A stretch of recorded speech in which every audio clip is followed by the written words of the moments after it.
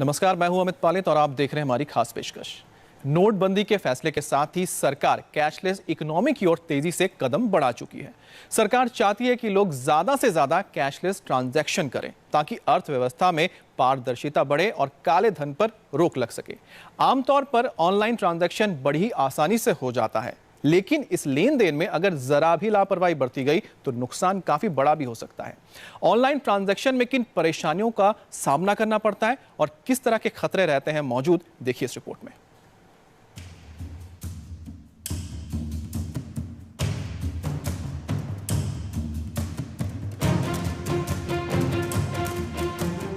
Cash से less cash की ओर बढ़ रहा है देश। कैशलेस भुगतान को सरकार दे रही बढ़ावा, लेकिन कैशलेस पेमेंट पर साइबर अटैक का भी खतरा। जरा सी लापरवाही से लग सकता है लाखों का चूना।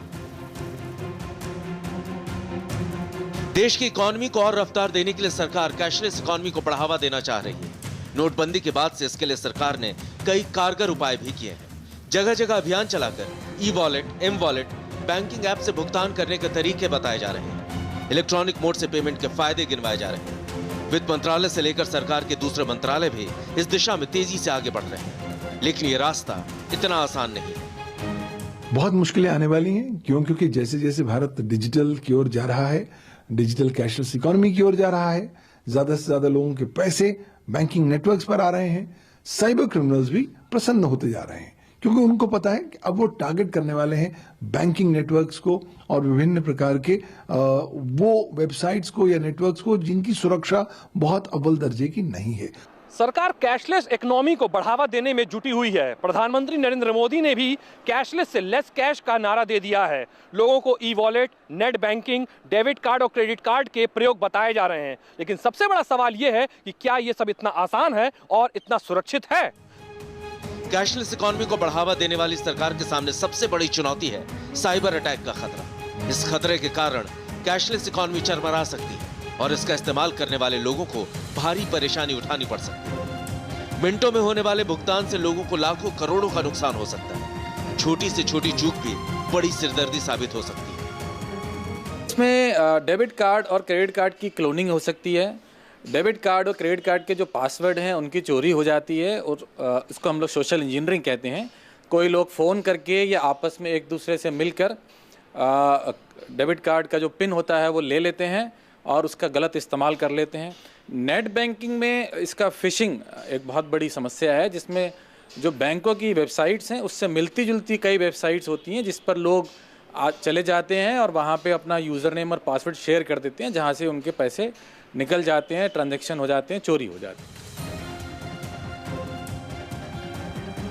देश की सबसे बड़ी साइबर सुरक्षा एजेंसी सीआरटी इन ने भी संभावित खतरे के बारे में आगाह किया है। सीआरटी इन ने इस बारे में एक एडवाइजरी जारी की है। एडवाइजरी में सभी ग्राहकों, बैंकर्स और कारोबारियों को स्किमिंग और मालवेयर के हमले से बचने के उपाय करने को कहा गया है।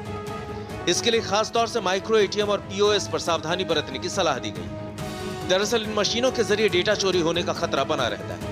डेटा चोर स्वाइप मशीन में एक छोटे इलेक्ट्रॉनिक उपकरण लगाकर डेबिट और क्रेडिट कार्ड की गोपनीय नंबर और पासवर्ड जान सकते हैं। जब ये कार्ड हम यहाँ पर इंसर्ट करते हैं या ये कार्ड हम स्वैप करेंगे इस मशीन में, इसी कार्ड मशीन के वहाँ स्विपिंग मशीन में यहाँ पर एक स्कीमर लगाया जाता है।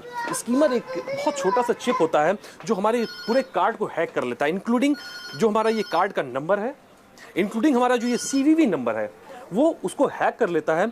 और यहाँ पर जो कार्ड रीडर, एक यहाँ पर इस तार के माध्यम से एक छोटा सा कार्ड रीडर होता है, उसमें वो पूरी मेमोरी ट्रांसफर हो जाती है। ऐसे में जब उनके पास इस पूरे कार्ड का डाटा चला जाता है, उसके बाद से जितनी भी हमारी क्रेडिट की लिमिट होगी, ये शॉपकीपर चाहेंगे तो वो हमारा कार्ड हैक करके पूरे कार्ड को प्रयोग कर सकते हैं। एक रिपोर्ट के मुताबिक नोटबंदी के बाद से स्वाइप मशीन के जरिए रोजाना 300 करोड़ का ट्रांजैक्शन हो रहा है, जबकि पहले यह ट्रांजैक्शन सिर्फ 95 करोड़ का था। दरअसल माइक्रो एटीएम और पीओएस यानी पॉइंट ऑन सेल मशीन दोनों जीपीआरएस नेटवर्क से चलते हैं। माइक्रो एटीएम बैंकों के सर्वर से जुड़े होते हैं, जबकि पीओएस मशीन में डेटा इनपुट टेक्स्ट के तौर पर होता है। सर्वर से जुड़े होने के कारण माइक्रो एटीएम से डेटा चोरी होने का खतरा बरकरार रहता है। वहीं पीओएस मशीन में पिन समेत कार्ड की गोपनीय जानकारी जस के तस सर्वर में दर्ज होती है। ऐसे में दोनों ही जगहों पर स्किमर मशीन या फिर कार्ड रीडर से डेटा चोरी का संभावित खतरा बना रहता है। इन खामियों की वजह से नेट बैंकिंग क्रेडिट कार्ड और डेबिट कार्ड की तुलना में ज्यादा सेफ मानी जाती है। एक रिपोर्ट के मुताबिक अप्रैल 2013 से जून 2016 के बीच बैंकिंग फ्रॉड के 40,000 से ज्यादा केस दर्ज किए गए, जिसमें 70% से ज्यादा फ्रॉड के मामले क्रेडिट कार्ड से जुड़े थे, जबकि 1.3% मामले ही नेट बैंकिंग के थे।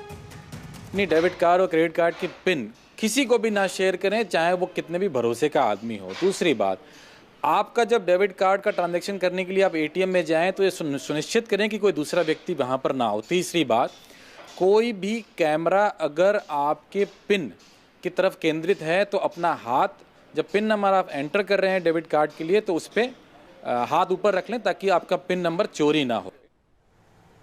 इंटरनेट के दौर में आज कैशलेस ट्रांजैक्शन बड़ी तेजी से किए जा रहे हैं। हालांकि इस लेन देन में सावधानियां बरतनी जरूरी हैं। इन सावधानियों को बरतकर न केवल साइबर अटैक का माकूल जवाब दे सकते हैं, बल्कि अपने ट्रांजैक्शन को भी और सिक्योर कर सकते हैं।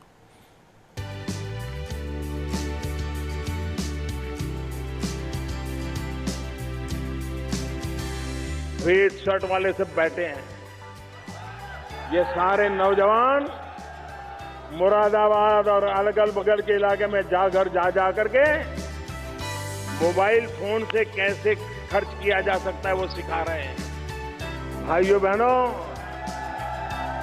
अब जमाना चला गया, अब वक्त बदल चुका है।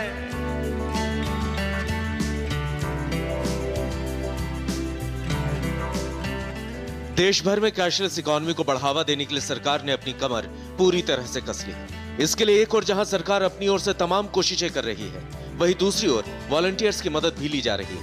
पीएम मोदी ने भी अपने भाषण में ये साफ कर दिया है कि गांव-गांव में कैशलेस ट्रांजैक्शन को बढ़ावा दिया जाएगा और इसके लिए लोगों को खास ट्रेनिंग की भी व्यवस्था की जाएगी। साइबर सिक्योरिटी और डाटा सिक्योरिटी, ये तो एक बड़े इश्यूज होंगे, जबकि एक इंटरकनेक्टेड वर्ल्ड की तरफ हम भूल रहे हैं। लेकिन जो भी सिस्टम है, जो फाइनेंशियल सिस्टम है, मैं समझता हूँ कम से कम स्टेट बैंक के बिहाफ पे मैं कह सकता हूँ कि पूरी तरह सिक्योर है, उसमें कोई चिंता करने की बात नहीं है। और 24/7 हमारा सिक्योरिटी ऑपरेशन सेंटर काम करता है। सरकार की कोशिश यही है कि ज्यादा से ज्यादा लोग कैश का इस्तेमाल न करें। लेकिन क्या एक ऐसे मुल्क में जहां 70% आबादी गांवों में रहती है, जहां लोगों को इंटरनेट के मायने नहीं पता, जहां लोगों ने पहली बार कैशलेस शब्द सुना है, वहां यह सपना साकार हो पाएगा? इस देश की 70% आबादी गांव में रहती है। ऐसे में कैशलेस इकोनॉमी को गांव तक पहुंचाना सरकार के लिए एक बड़ी चुनौती है। सबसे ज्यादा दिक्कत यह है कि गांव में कईयों को इंटरनेट के बारे में पता नहीं होता। इसी वजह से उनके साथ सबसे ज्यादा डेबिट कार्ड और क्रेडिट कार्ड के साथ ही इंटरनेट बैंकिंग के जरिए फ्रॉड किया जाता है और उनके डाटा भी चोरी कर लिए जाते हैं। आज की तारीख में लोगों के पास डेबिट और क्रेडिट कार्ड के अलावा और भी कई विकल्प हैं, जिनके जरिए लोग ई पेमेंट कर सकते हैं। एम वॉलेट यानी मोबाइल वॉलेट ऐसी ही एक सुविधा है। इसके तहत एप्लीकेशन डाउनलोड करके अकाउंट से पैसा वॉलेट में भेज सकते हैं। पेटीएम, फ्रीचार्ज, मोबीक्विक जैसे प्लेटफॉर्म लोगों के बीच काफी लोकप्रिय है। इसके साथ ही लगभग सभी बैंकों की यूनिफाइड पेमेंट्स इंटरफेस ऐप भी उपलब्ध है। मनी ट्रांसफर से लेकर ऑनलाइन खरीदारी तक में इसका इस्तेमाल कर सकते हैं। साथ ही प्रीपेड कार्ड के जरिए भी भुगतान किया जा सकता है। कंपनियों के स्टोर या बैंक के ब्रांच से इट्स कैश या फिर दूसरे प्रीपेड कार्ड लिए जा सकते हैं। इसके अलावा सरकार अभी और विकल्पों पर विचार कर रही है। बड़ी बात यह है कि बिना इंटरनेट के भी मोबाइल के जरिए ऑनलाइन पेमेंट किया जा सकता है। कैशलेस के माध्यम उपलब्ध हैं। जैसे अगर आप देखें तो एक जावा या पुराने टाइप के जो फ़ोन है, उस पर आप *99# करके भी बैंकिंग ट्रांजैक्शन कर सकते हैं। लेकिन अगर आप देखें, ज़्यादातर लोगों को इसकी जानकारी नहीं है, तो ट्रेनिंग और awareness with the help of NGOs is very very important and critical. Cyber security के लिए सरकार हर संभावित कदम उठा रही है ताकि ऑनलाइन ट्रांजैक्शन को सेफ और सिक्योर बनाया जा सके। फिर भी हमें कुछ बातों का ध्यान रखना जरूरी है। किसी भी तरह के ऑनलाइन ट्रांजैक्शन से पहले यह सुनिश्चित कर लें कि एम वॉलेट या फिर नेट बैंकिंग के पासवर्ड स्ट्रांग हो। यह ध्यान रखें कि ऐसे लेनदेन के लिए पब्लिक वाईफाई का इस्तेमाल न करें। साथ ही पासवर्ड में नंबर, कैरेक्टर और अल्फाबेट मिक्स करें ताकि कोई आसानी से आपके पासवर्ड का पता नहीं कर सके। साथ ही इस पासवर्ड को किसी के साथ शेयर न करें। ट्रांजैक्शन के लिए सही सोर्स से ही एप्लीकेशन डाउनलोड करें। कंपनी की वेबसाइट से करें और थर्ड पार्टी सोर्स से एप्लीकेशन डाउनलोड न करें। कैशबैक के लालच में न पड़ें। RBI की वेबसाइट से कंपनी के लाइसेंस का पहले पता कर लें। मोबाइल वॉलेट और अकाउंट का स्टेटमेंट चेक करते रहें और एम वॉलेट में ज्यादा पैसा रखने से बचें। मोबाइल पे हमें मैसेज आता है कि आपके डेबिट कार्ड या क्रेडिट कार्ड से इतने रुपए की शॉपिंग कर ली गई या चोरी गया, और वो कार्ड हमारे पास मौजूद है, तो ऐसे में क्या करना चाहिए तुरंत? देखिए, सबसे पहले तो हमें उस बैंक के हेल्पलाइन नंबर पे फ़ोन करना चाहिए जहाँ से आपको कार्ड इशू हुआ, और उस ट्रांजैक्शन के बारे में उन्हें बताना चाहिए। अगर वो कैश की निकासी नहीं है और वो वॉलेट में ट्रांसफ़र हुआ है या किसी ऑनलाइन वेबसाइट पे पेमेंट हुआ है, तो तुरंत उस वॉलेट और वेबसाइट के जो ग्रीवांस ऑफिसर हैं उन्हें ईमेल करनी चाहिए, और अगर उनका फ़ोन नंबर उपलब्ध है तो उन्हें फ़ोन कर देना चाहिए। कैश किसी ने आपका विड्रॉ कर लिया है कार्ड को स्पूफ करके, तो आप निश्चित रूप से बैंक को बताएं। 24 घंटे के अंदर आप बैंक के पास अगर पहुंचते हैं तो मुझे पूरी उम्मीद है, और अभी तक देखा गया है कि बैंक निश्चित रूप से कार्रवाई करते हैं। इन सावधानियों को बरतकर हम किसी भी साइबर अटैक का माकूल जवाब दे सकते हैं, साथ ही अपने ट्रांजैक्शन को और सिक्योर कर सकते हैं। 73 करोड़ के डेबिट क्रेडिट कार्ड वाले इस देश में सावधानियां बरतकर कैशलेस इकोनॉमी की ओर बढ़ा जा सकता है। Saurabh Srivastava, India TV, Delhi.